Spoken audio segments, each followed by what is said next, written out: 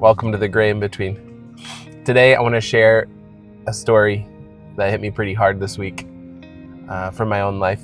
Years ago, my wife and I shared what's called our testimony, our story, at a Celebrate Recovery 12-step recovery group. What's happened in your life, what you've been through, how it affected you, and how you healed.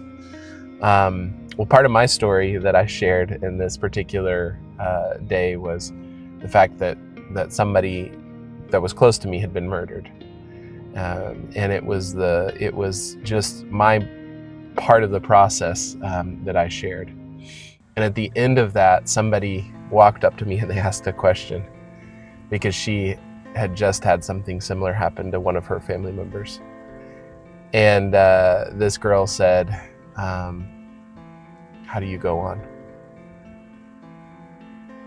And that's a really, really powerful question. How do you go on? There are things that most of us think about, but maybe we don't say it out loud. Things we have questions in our minds, but we don't say out loud. Like what do you do with that pain? How do we react? How do we survive it? How do we just keep going on and take another step when you're having panic attacks like I had? When you can't even go in and buy groceries. Like I sat in a parking lot at a Walmart crying, having a panic attack, not able to breathe, the darkness closing in. How do you continue life after that? I talked about the years in my answer to this person. Not days, not weeks, not months, but the years of recovery, the years that it took to work through the fear, the anger, the confusion, the hurt, the helplessness that I felt. And as I worked through each one of those things, and as I worked over years, none of it happened by accident. The healing didn't happen by accident. It took active work and active effort. In the beginning, after it happened, I took some time and I breathed and I stepped back. And then I said, okay, I'm going to be good. I'm going to do this. I'm going to overcome it. And I tried that pick you up by your own bootstraps thing, and it didn't work. I tried to follow advice of, and I'm sorry if this offends, but the advice of some religious people that said, oh, just have enough faith. You just need to have more faith and it'll go away.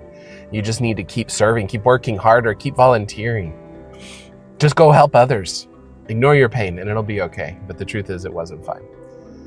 All of the anxiety, the fear, the frustration and anger that I tried to bury eventually exploded. They say it's like a tube of toothpaste. Whatever's inside, after enough time with enough pressure, it's going to come out. And that's what happened. I felt dead inside. I became absent as a father, a husband, a friend. I went to addiction. I avoided confrontation. I ran from confrontation. I almost lost my marriage. I was an absent father, an absent husband, and not a very good employee. But there was a key thing that happened after a year. It was 1 year of struggle, of failure, of this just desperation and nothing changing, except for getting worse. That was the only change that happened. Everything started to change the moment that I admitted, all right, I am not okay and I can't fix this. Not even close. There's no chance.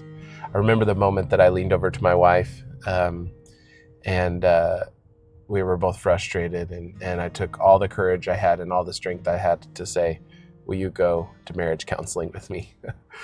That was the first step. That was the point where things turned around. Not the finish line, just the first step. So we started counseling. We started talking. We started doing the work one small step at a time, one honest conversation at a time, one decision at a time. It didn't change in a week or a month or a year. It was a long, difficult, slow process. I went to marriage counseling. I talked to my mentors. I went through a 12-step study. I went to counseling by myself, not once, not twice, but many times over the years. And here we are 10 years later. And you know what? I still am affected by that event. I still miss the person that was taken from us. deeply.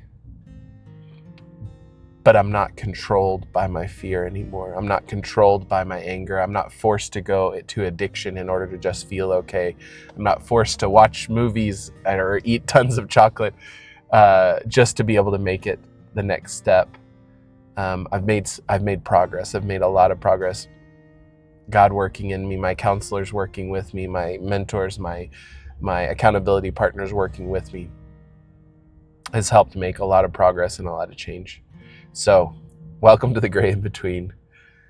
I invite you to join us in this journey where we're going to be talking more and more and more about stories like this and go more in depth. My stories of close friends and family, and then other people that I met along the way, and how they found hope when there was no hope. Because in life, we all run into these, to pretend that everything's okay. If you just have enough faith, if you just grind hard enough, I'm sorry, but that's not true. It's not real life. So have a great day. Remember, if you feel like you can't go on, just breathe. Reach out to somebody who's safe that can help you take the next step. Have a great day.